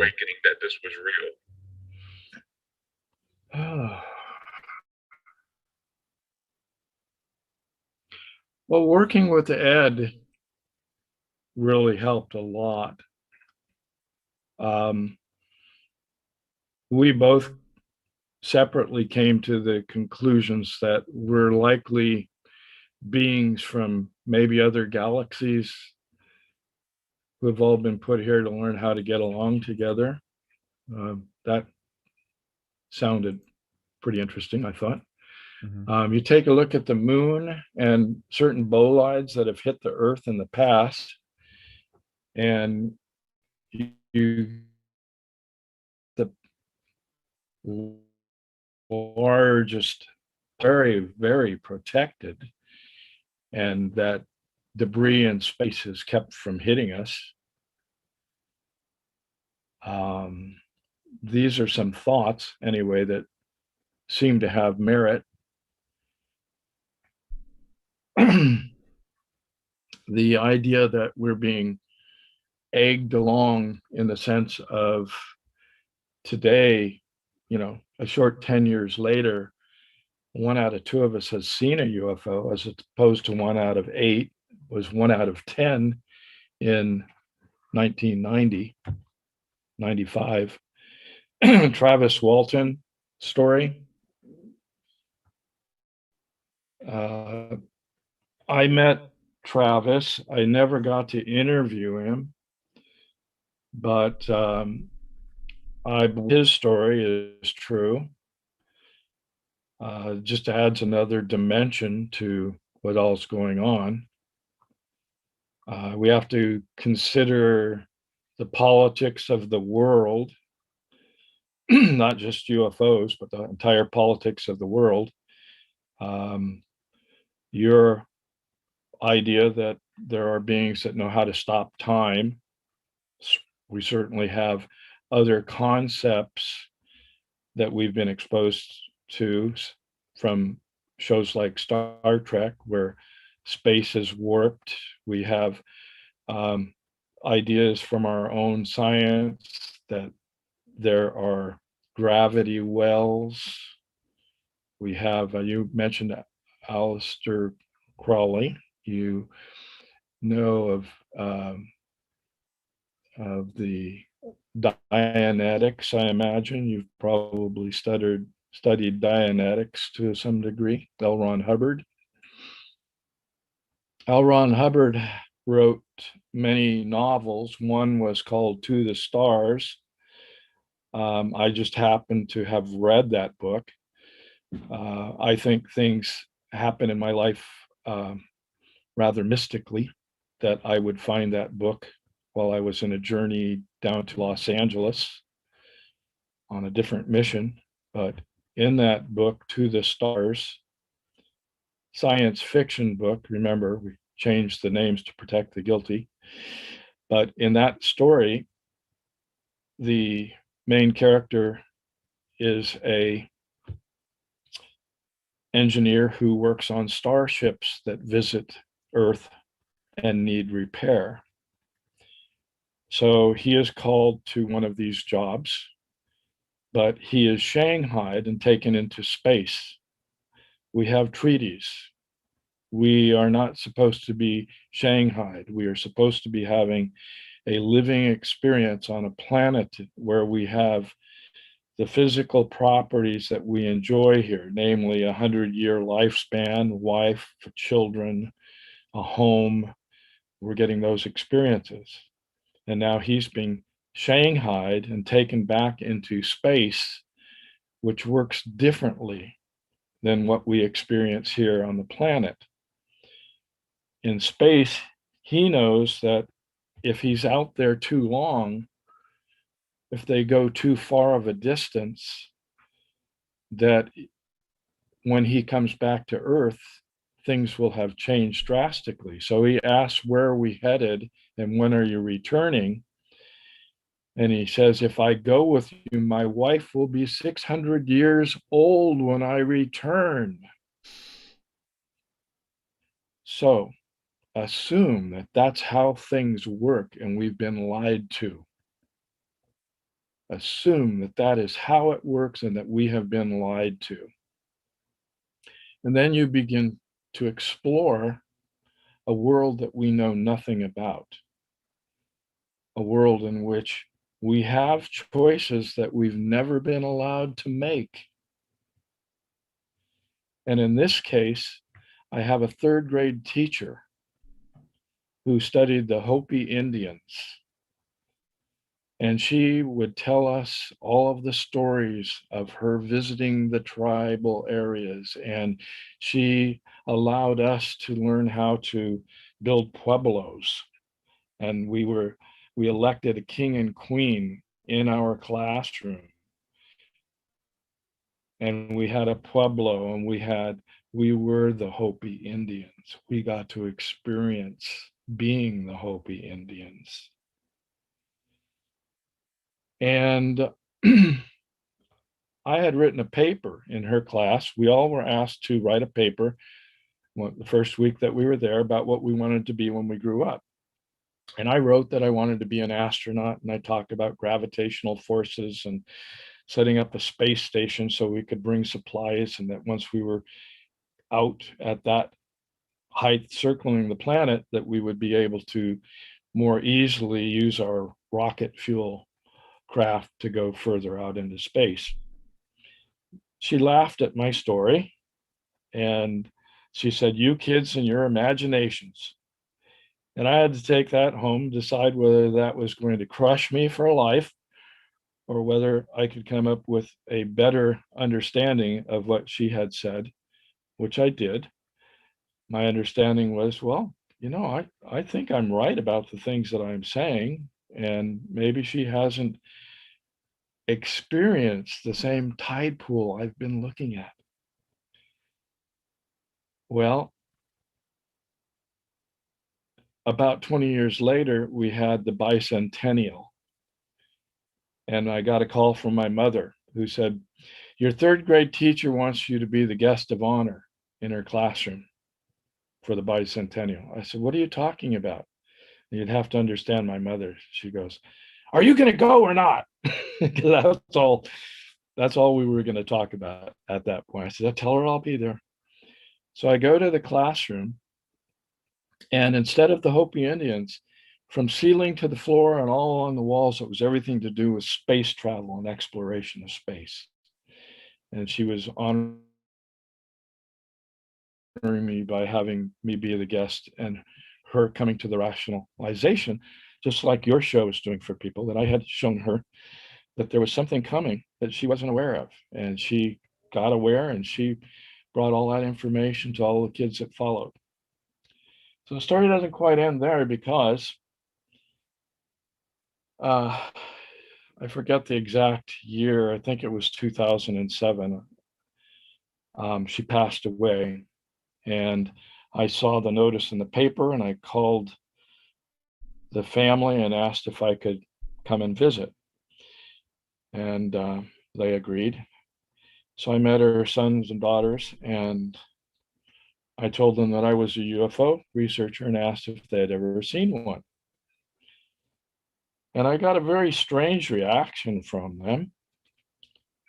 And I was invited into the living room where we sat down as a group, and I was told the story.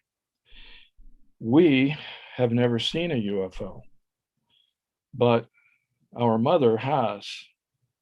Across the street, there used to be a vacant lot, and a craft landed, and the occupants asked her if she wanted to leave with them.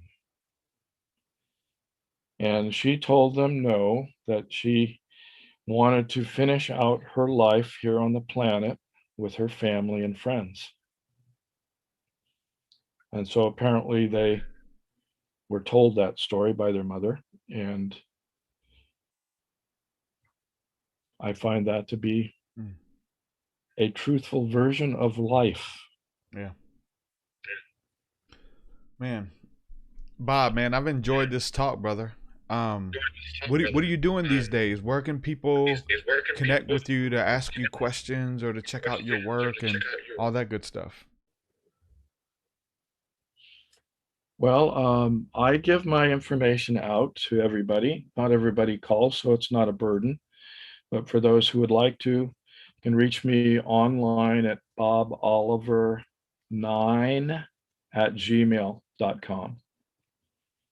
And my phone number I'll give out at the end of the show, if that's all right. Yeah.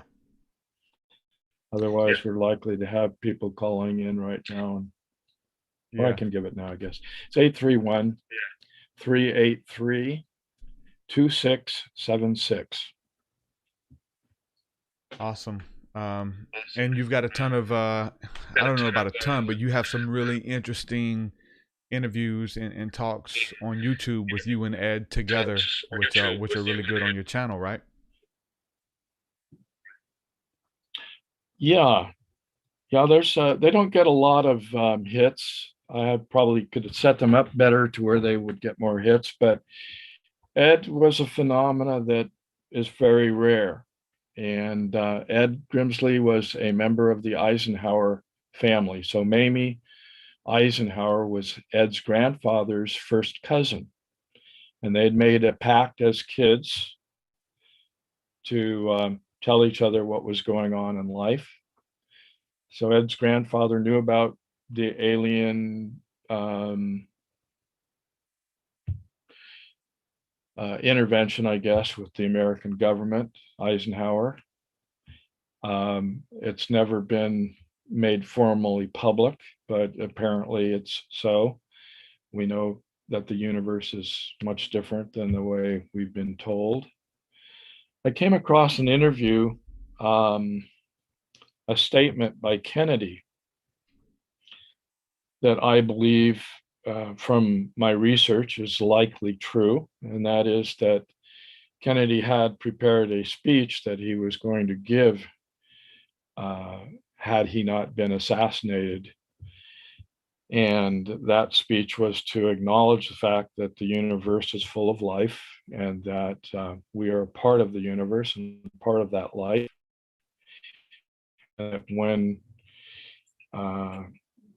his administration was there, they were ready to acknowledge this and make us more part of the bigger picture, the bigger universe, the fact that we are part of something that is much, much bigger than a planet in the middle of a solar system and a universe where there is no life out there. That is such bull. Mm-hmm. We see life in a drop of water. We see life in the sky when we're looking at UFOs. We could be having a different type of planetary experience than what we've got right now. And I think that what I would offer towards that is it is time to wake up. We can do it. We should do it. We are prepared to do it. And that's what I want to be a part of. I know that's what you want to be a part of. A much bigger, broader view of what life is. Yeah. Are you familiar with Laura Eisenhower? I know Laura.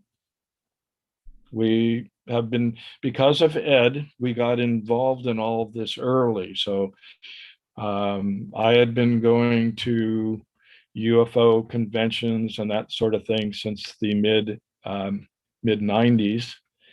They were available to us. And I know Laura Eisenhower personally. We're friends. I don't communicate with her, but we've done some things together in the past. Yeah, she's got some interesting stories as well, and again tied into the Eisenhower family. I've had It's her all on there a for time. us. It's pretty amazing. I think Mr. Trump has done a good job in waking us up. I think we're at another crossroads. I think we're going to get past the hurdle this time. I wasn't a Trump supporter in the beginning, but I certainly think that any other human being on the planet deserves as much accolade as the next, even if they're not quite spiritually awakened yet. I think Mr. Trump has done a lot to wake us up, and will be doing more. That's awesome. Bob, thanks for coming on, man. And I know I'd love to have you on again because you have some amazing stories. And I'm just reading in the chat, some of your friends are on here just saying that you have a lot more to share. And we got to do a part 2, man. All right. Love Thanks to. so much. Thanks so much for hanging out with me. And, good to be able to share these stories with you and hear yours as well. Well, I welcome you to give me a call anytime you'd like. Thank you, brother. We'll have to do it again. Okay. Take care. Blessings, Bob. Bob Oliver, ladies and gentlemen. Make sure y'all check out his work. Again, he does have some beautiful interviews on YouTube with Ed Grimsley himself. And I know that Bob continues to share Ed's legacy and to promote the work that he was doing. Again, huge piece of the puzzle that Ed brought to the table, and a lot of people are doing what they're doing because of people like Ed and Bob as well, who has been there to help and support his efforts along the way. But you got to go back. You got to go back and do your homework and who these people are. Again, for me, I didn't come up with a lot of this stuff. A lot of people's work, research, and interviews, and putting themselves out there. Me consuming that media has put a hunger and a desire within me to go out and have my own experiences and to do my own research. And Ed Grimsley was definitely a huge part of that and the work that he's doing. Again, if anybody would like to donate, you know, I know they're pretty expensive, but it's something that would be amazing because we already go out and do the CE5 contacts with my group on my we've done some global stuff just, you know, on the podcast, like wherever you are, to kind of go out. But when we do our retreats, and our next retreat's coming up I think it's May the 1st, but it's all the info's at TruthSeekah.com. And so it would be amazing to have a pair of night vision goggles to go out there with it. You can see so much, and I've seen so much without them. And I'm just like, I wonder how much that I could see with them. You know what I'm saying? I've never had a chance to, I've been in this for years, and I'm still passionate about that stuff, but I would love to be able to experience that. So if anybody would like to donate or anything, send me an email, and if I can trade out work or do something for you as compensation as well, I'd love to do that too. I just don't make that kind of money to be able to spend that. But if we saved and did some fundraisers or something, listen, I'm down. Shoot me some ideas. Everybody always tells me, listen, just raise the money on your podcast, ask for it, and people will donate, I'm sure. And so I did a GoFundMe, and it's there. I think one person gave like $25 or whatever. But it's something, I guess, that you have to kind of like go on like a campaign for, like, hey, this is what we're doing, and you got to really keep it up. I think Deb gave some money. Thank you so much. But anyway, you know, if you can see that with the naked eye, going out and being able to see that, look at those videos, man. And James Gilliland, the work that he's doing in East City, like they have a couple pairs, and they're able to capture a lot of really cool stuff. And for many people, seeing is believing, you know, but the eyes can be deceiving. Reveal to me the answers, because I'm searching for the meaning. I got songs about this stuff, man. You know, I wrote songs about that, and Deb says that was me. I donated. Yes, thank you. You were the only one, but I know I have to keep putting it out there and keep reminding people and let them know. I want to read to you guys some of these sightings that I've had over the years. I've articulated them. Some of them stand out more than others, but I want to read some of these stories. And I say read because after I would have, early on, when I would have these experiences, I was told to write them down, whether it's for a book or something like that, but to write them down, because the way the mind works, it's easy to forget these things, or to read into them, or to talk yourself out of it. So I felt that every experience that I had early on, I wrote them down. And the interesting thing was I started writing stuff down almost every day. Like when I talk about, like, I gave myself over to the stuff, like I really did, because I wanted to know. It wasn't about doing a podcast. It wasn't about writing a book, you know, but it was about wanting to know for myself. And if you ask the bigger questions, you'll get the answers. And so you got to go out there for yourself. I don't think that I'm privy to this stuff. I don't think that it was just me or I'm special. I think that I went out there and I spent hours upon hours by myself under the stars, meditating, talking to God, trying to make contact. And I did. And I wrote these down. And I don't think I got a whole bunch of them. They're not in any particular order. And it's easy to forget about this stuff. I don't even probably remember this stuff until like I read it, and then boom, because you had so many. Let me just pick one here, and I'm gonna read a couple because I've seen so much. That's the thing. And if just one of these are true, that's the thing too. Let's just say all of them are fake, but one. Some of them were satellites. Some of them were technology that we have. You know, I'm gonna read some of these. Let's see. Here's one here. I just titled it "A Light Within a Light," and these are just like a journal that I wrote down. This was in 2009. Loxley, Alabama. While I was driving towards Pensacola, Florida one morning at 4:00 a.m., I was focusing on a bright star in the sky. I had been asking the Father to show me a chariot for a few years and have seen nothing on asking. Nevertheless, I've always kept watching the sky. So I was focused on this star, and it started fluttering brighter and dimmer and began to change shape and color. All of a sudden, a small light, as bright as the star itself, floated out of the light and flew over, moving up and down before I lost sight of it in the clouds. So this was a star that I was focusing on, or at least what I thought to be a star. And it was like it was fixing to morph. It was like doing this. It's changing color. And we know that if we focus on stars, they look like they're doing that anyway, right? Changing color. But it was just like pulsing like this. And all of a sudden a light came out of the star and was like doing this wobbly. And I'm like, the hell what am I seeing? That's one instance, guys. That's one. I'm gonna keep going. Which one? This one's called Blink. I guess it's okay. Whenever I go out, I usually get some type of sighting. One neat phenomenon I think they use just to let me know that they are there is simply blinking at me. Usually it's out of the corner of your eye that you almost miss it unless you focus on that area of the sky, right? Focus on that area. I was out in my backyard with two friends who have some knowledge and interest in the field. I shared my experiences with them. We prayed that the Father would give us a sighting, and then I saw a blink out of the corner of my eye, just kind of like a quick, faint light. So I said, okay, they're out there, and looked up and seen it blink at me in the same area. You see him just sitting there blinking, just these little blinks, right? That's just one little thing, and it could be anything, right? Let's keep reading.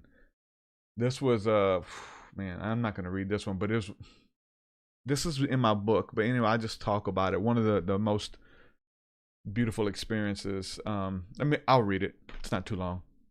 This one I call By the Stars of Orion.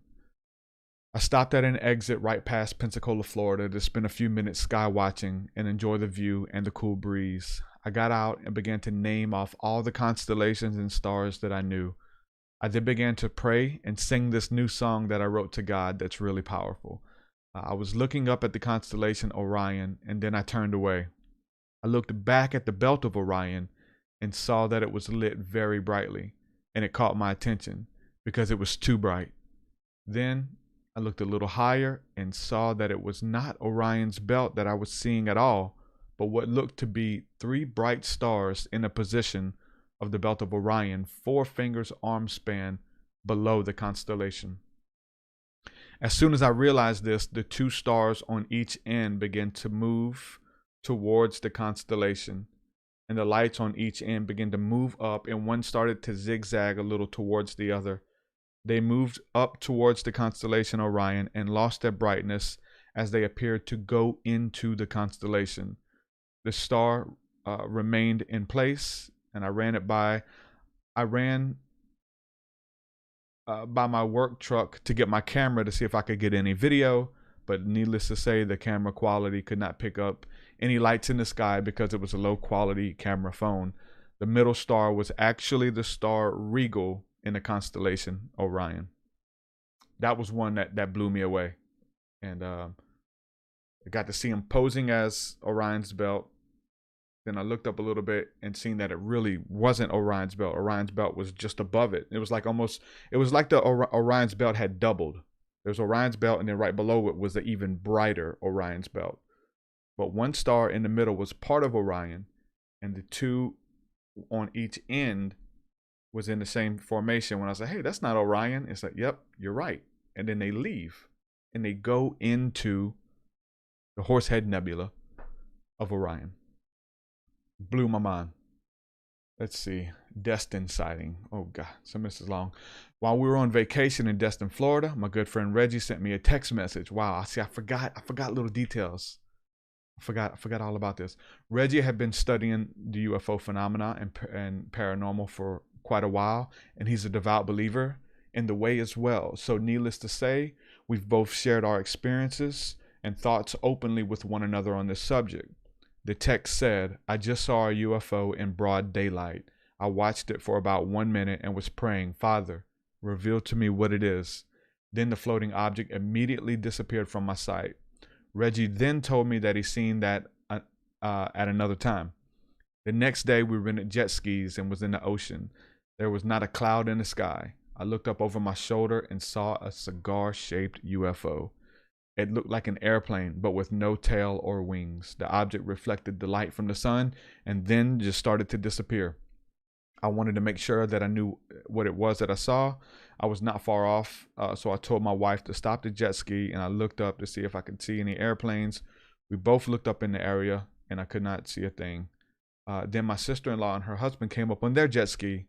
The girls got on and headed back, while me and John, which is my brother-in-law, stayed out. John is really big into this stuff as well and is a believer.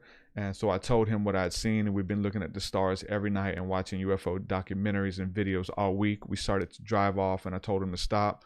We both looked up and saw the same object. We watched it just as it began to fade away. See, one of the things about seeing this kind of stuff is seeing it by yourself, but then again, seeing it with others, being able to, whether it's repeatability with ufology.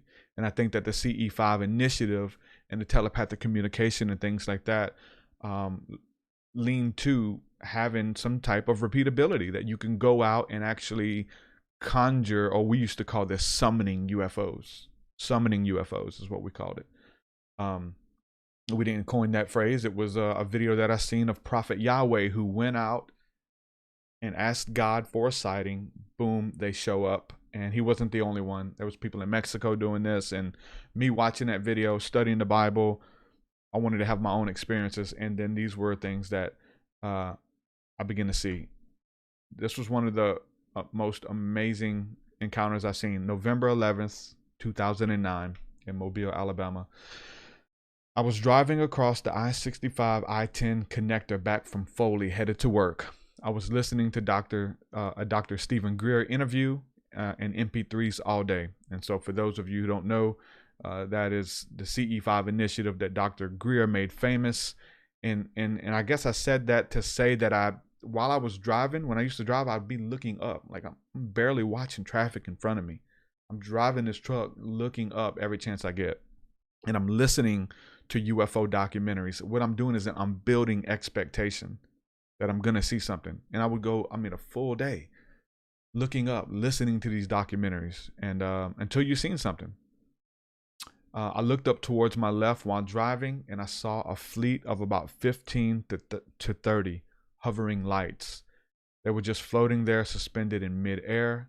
Suddenly, they began to shrink, and when they got small, they turned into a flat black line, which disappeared. It was like they almost blinked at me. They then reappeared from the flat line and got bigger into the white ball again. They slowly blinked like this 3 times before they disappeared. At first glance, I thought they were a flock of seagulls. Seeing the white and then making that thin black line was like them flapping their wings and turning. The only problem is they never moved. They were all just suspended in air. This was an awesome sighting, seeing that I was praying to God to show me some during the day, in the daylight. This is during the day. This was at noon, 12 o'clock. Besides, anyone can make mistakes for some lights in the night sky, for an airplane, helicopter, satellite, whatever. but this was outside in broad daylight without a cloud in the sky. So be able to look at this big opening of just blue sky, and then out of nowhere, these lights appear, and then you can see them turn, and they morphed to be a black line, and then they cloaked. It was like they cloaked. They went away, all of them in sequence, 15 to 30, and they would like show their glory, which is the white light, and then they would cloak and hide their glory. And it was like seeing this during the day, man,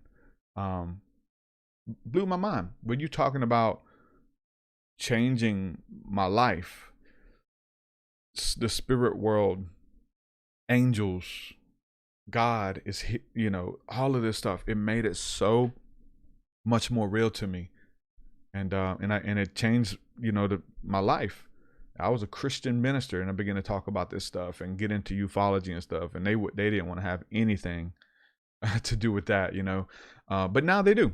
Now, you know, they invite you to come on their podcast and come to their churches and talk about this stuff. But early on, this is 2009.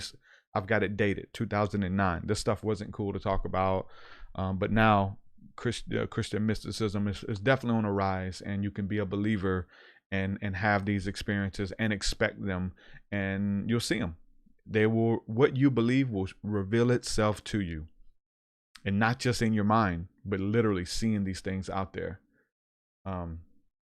So man, this stuff changed my mind, man. So changed my life.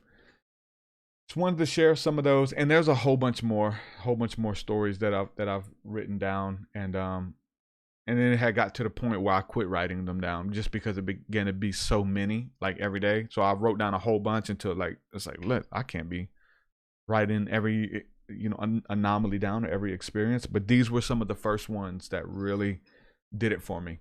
And I would take other people out, and we would have these experiences together. And here we are. What? 12 years later, still talking about these experiences. And for me, it is the angelic. There is a spiritual war going on, but we are being protected and watched over by angelic forces who have been here since we were primitive. Since, you know, they've been here since the beginning, and they're not demonic. There are such things as demons or evil forces and lower level entities, but they have no power when it comes to, you know, the angelic. You know, what's going on above our heads that we don't know. We've been sold a narrative, what to think, what society is. Politics plays into a huge part of this, and they're very good at getting your attention to get your mind off of that stuff and get your mind on this stuff. The Bible says not to focus on the things of the flesh, on the things of this world, which are temporal, but to focus on the things above, which are eternal.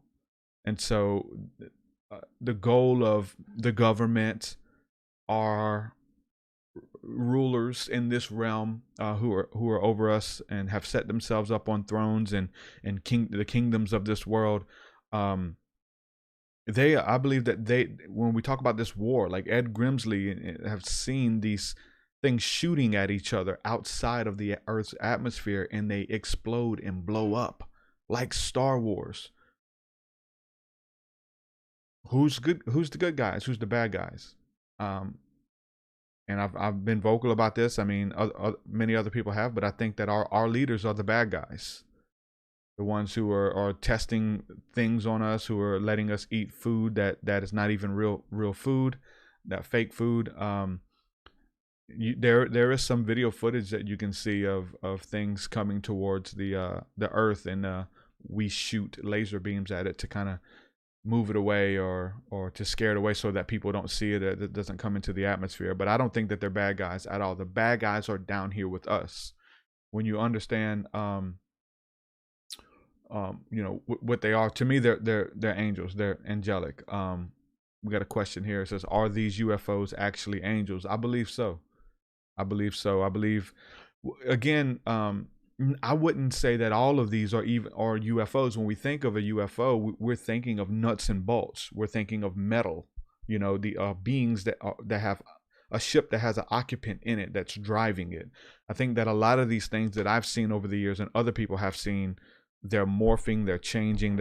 Some would call them even plasma ships, but I believe that many of these things that we're seeing are actual entities themselves. And there's a lot of research about the cherubim of the Bible being these living ships, if you will. So I think that they're angels. When we read the scriptures, it says that in Psalm, it says that the Lord maketh his ministers as a flame of fire. The book of Enoch goes into a little bit more detail that says that the angels, when they're in the ethers, when they're in the heavens, which is when we look up, we're gazing into the heavens, that the angels in the heavens, they travel as fire.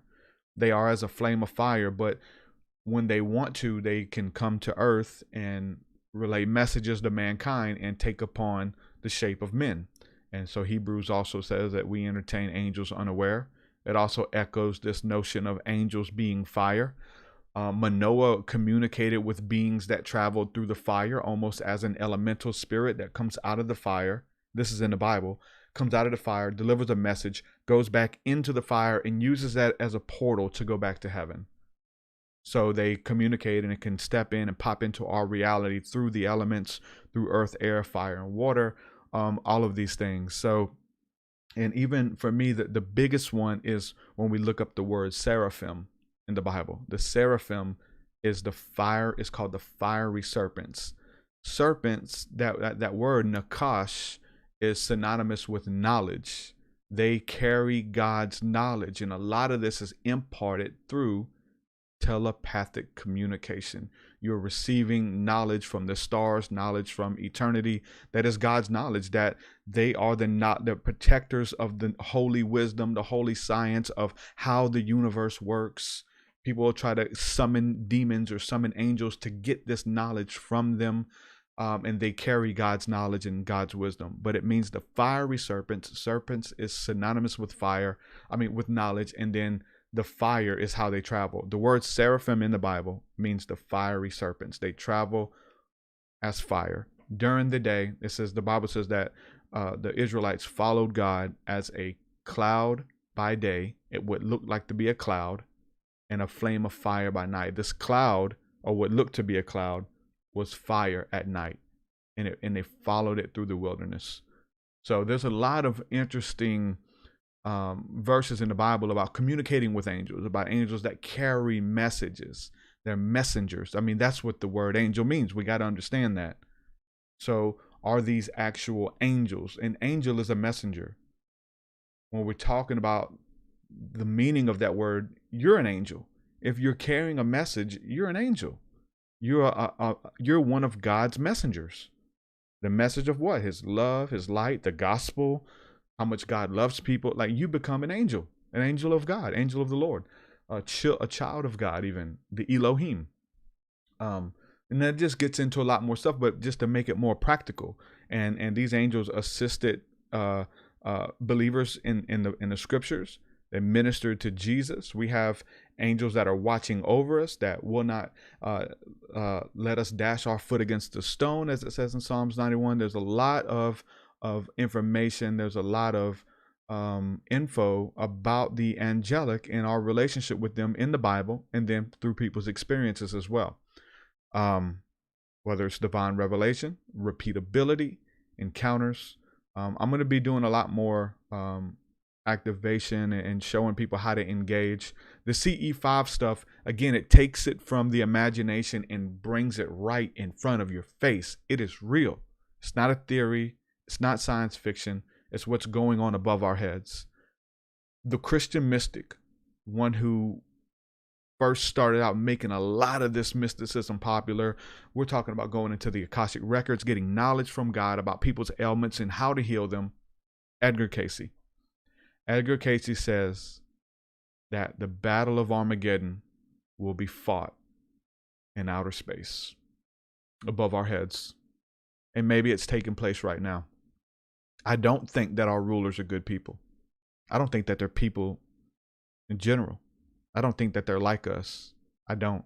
I know that gets into a lot of weird, crazy conspiracy stuff, but hey, people are diving into it, and it's proven to be legit. There's a lot of stuff that people are getting into, but they're not like us.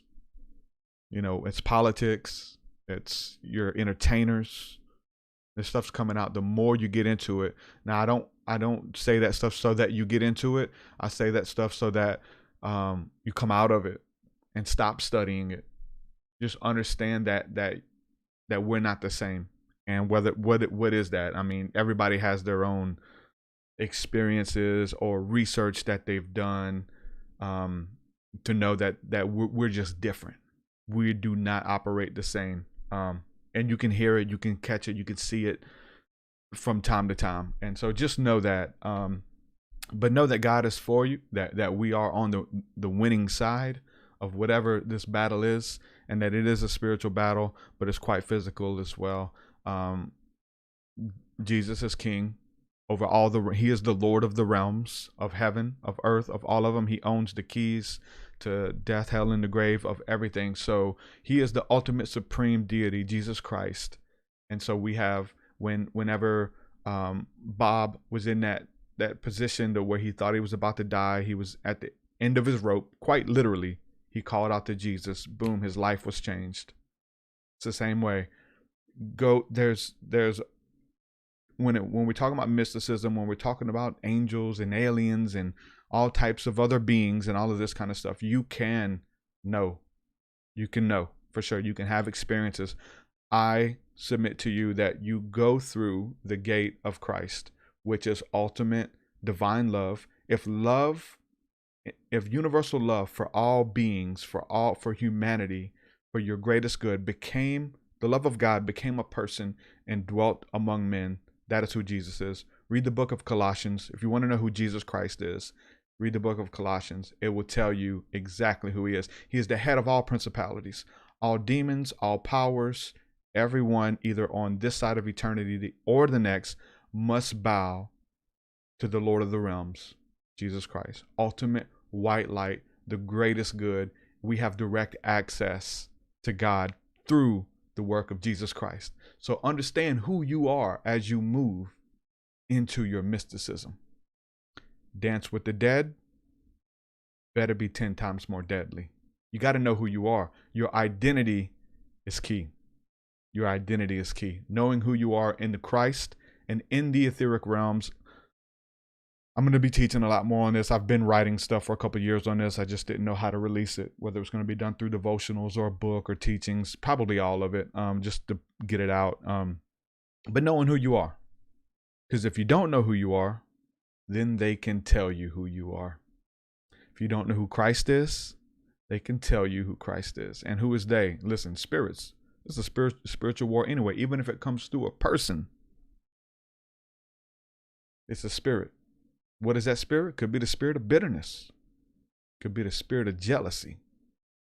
So there's spirits who are jealous of Jesus Christ, of his authority, of his renown, of his, judgments. They're jealous. They hate him. And they hate you because you're made in his image, because he undid their work. Where it looked like the enemy won, Christ comes, flips the table, flips the script. Go deeper into that. That's what we do on our Thursday night meditations and prayer. We're going to do this on this channel every Thursday night. We're going to do a live stream prayer. It is about engaging Christ, going deeper into the heart of God. Jesus is the heart of God. And we go deeper into that through meditation, through prayer. People are going through, we got to make this stuff practical. It is super far out, but we have to make it practical. So that's what we do on Thursday night, School of the Mystics, and we're going to do it tonight. So just subscribe to the channel. Join the back end. We're going to do Q&A. We're going to do Hangout, all that cool stuff. We have a community, and I'm building it even deeper. So shout out to the few people who have joined up already. The Mystic Circle is something that we're bringing everybody together under one helm. Everybody has something beautiful to offer. Go to themysticcircle.net to get access to that. We're really in the beta stages, but you're going to get access to all of the cool behind the scenes stuff. And if you have something that you want to share, it's definitely the place to go to do that. Themysticcircle.net. Man, thank you guys for all the support. I'm reading the chat. I love each and every one of you guys and what you bring to the table, and everybody in your differences. are a part of the body of Christ. Christ is definitely glorified in our differences, and knowing that we can even put those differences aside to come together for the sake of love, for the sake of unity. And listen, that really is walking in the consciousness of Christ consciousness. Love you guys. Thanks for hanging out with me. This was a good podcast, and we're going to do it again very soon. With that, I'm going to say peace and shalom. We'll do it again. Peace, peace. See you on the School of the Mystics tonight. Peace. Your way so much higher than mine, so much higher than mine, so much deeper than mine, so much deeper than mine.